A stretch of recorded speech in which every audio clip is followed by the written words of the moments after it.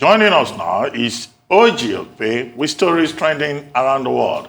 Hello, Jinex. Good morning, Dr. Abati. How are you? Good morning. Great. Good morning, Tundu Abiola, MKO Abiola. Not you as well. Did I do it right? Morning, I guess I OG. didn't. I cannot beat Mr. Ifeani's record, can I? Nobody can. Good morning, Rufai. Morning, Auntie. I missed you yesterday. Yeah, great. Yes. Good to be here today. Thank you. Well, good morning to you, viewers. Here are some of the stories that are trending across the globe. In Afghanistan, an international effort to evacuate members of the girls' national soccer team, along with dozens of family members and Soccer Federation staff, is underway. The rescue effort, which suffered a crushing setback last week after a suicide bombing at the Kabul airport killed 169 Afghans and 13 U.S. service members during a harrowing airlift, has been tagged Operation Soccer Ball. While in the United States, a rescue team is searching for 5 missing sailors after a helicopter crashed in the ocean off Southern California. One sailor was rescued shortly after the crash of the MH-60S helicopter on Tuesday. According to reports, the helicopter was conducting what the Navy described as a routine flight operation.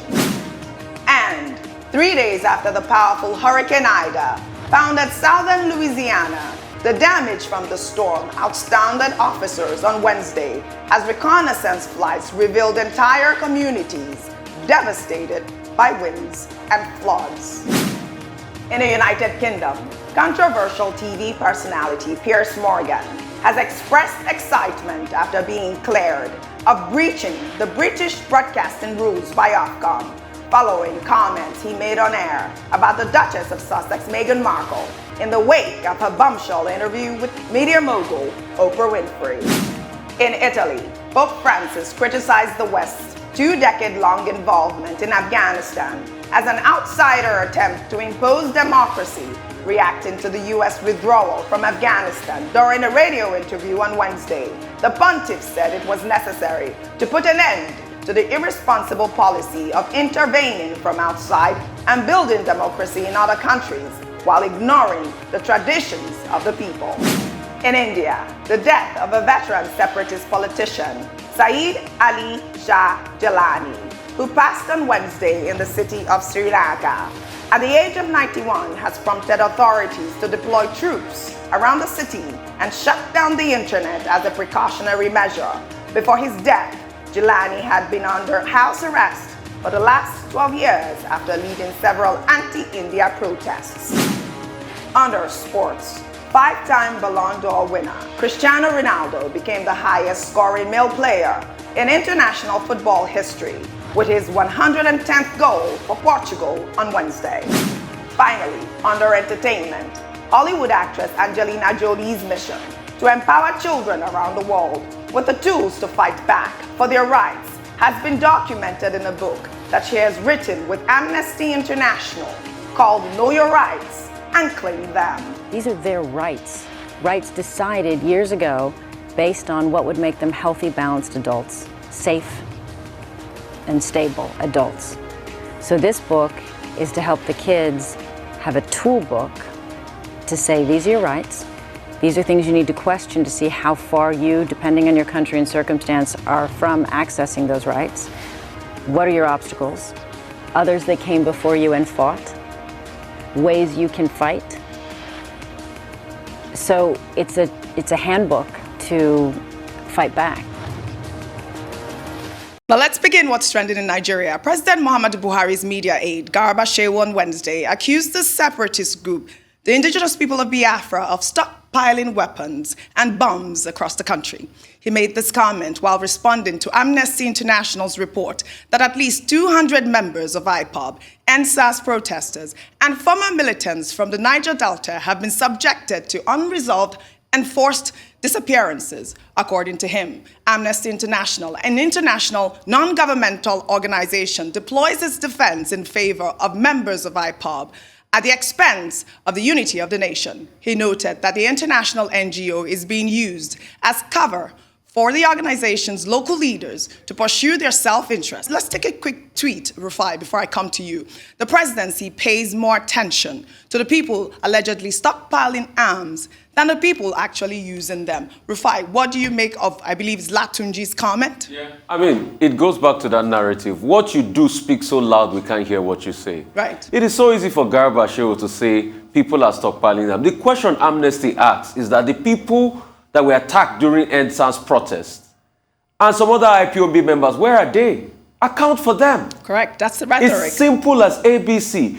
And now you are calling them terrorists. This same Garba Shehu is calling them terrorists. This was the same Garba Shehu that they asked, oh, why can't you declare people terrorists, the bandits, the terrorists that are operating in the Northeast? You said what the federal government has done to them, to fight them, is more than declaring them as terrorists. You see, let's be truthful about this country. We can't build a country this way. What is happening? Let's speak truth to power. Amnesty asks a direct question. Answer the question. The next thing you are deflecting, you are saying they are stockpiling bombs and everything everywhere. If they are stockpiling bombs, wouldn't you have arrested them till date? Right. We had somebody that come on television that talked about the sponsors of crime and criminality in this country and terrorism. Nobody has said anything about them. We don't get reactions for that. What is happening? Right. Let's make peace reign in this country, please. All right, Tundu, before I come to you, I'll take another story because of time, and then you can discuss both.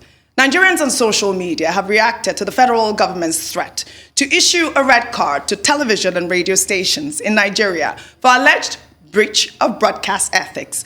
The Minister of Information and Culture, Lai Mohammed, while speaking with the news agency of Nigeria on Wednesday in Sal Island, Cape Verde, said many stations have resorted to making incendiary comments which has set a tone of panic in the country. He referenced words like genocide and ethnic cleansing, which he claims have now taken over the airwaves, insisting that every war was preceded by those types of mindless rhetoric, especially when it comes from influential people.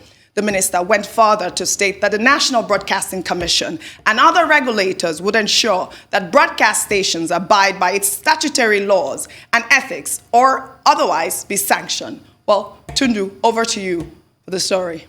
Well, I'll start with Amnesty International, Sure. which, as the name suggests, is international. So it's not like they have a particular bone to pick with Nigeria. They take other nations to task, Nicaragua, Uganda, even the United Nations. They are a human rights watchdog. And it's extremely concerning to me to have a democratic government constantly at loggerheads with a human rights watchdog. What is that saying? What Amnesty International is talking about is about the disappearance of maybe 100 people or thereabouts. But it also calls to mind the disappeared in 1976 in Argentina. Those were tens of thousands. And this is the way the government there responded with this kind of vitriol. And I find it extremely disturbing. I also find the Minister for Information, Alhaji Lai Mohammed's comments, also disturbing in a democratic government. This attempt to gag the media is also a hallmark of a dictatorship. Absolutely. So he is right to the extent that words like genocide and ethnic cleansing cannot be bandied about. But this is really not the point. This is just the tip of the iceberg with a constant attempt to gag the media. This is dictatorial. Well, Dr. Abati, please, your comment on both stories, if Well, you can. I can only just say one or two words. Sure. First, on the Garba Shehu statement, the Garba Shehu statement dismissed Amnesty International as an illegal body. That is not true. He also says that Amnesty International is only ranting, and the federal government is not interested in what Amnesty International is saying. But, you know, Amnesty International, in that their report, reminded Nigeria that Nigeria is a member of international organizations, signatory to the International Covenant on the Safety of Persons, on Civil and Political Rights, and also on the International Convention on the disappearance, the forced disappearance of persons. And they provided details about Adiyata, about Wanadika, about members of IPOB that disappeared after SSI Egweke 2 Right. and Operation Python Dance 2.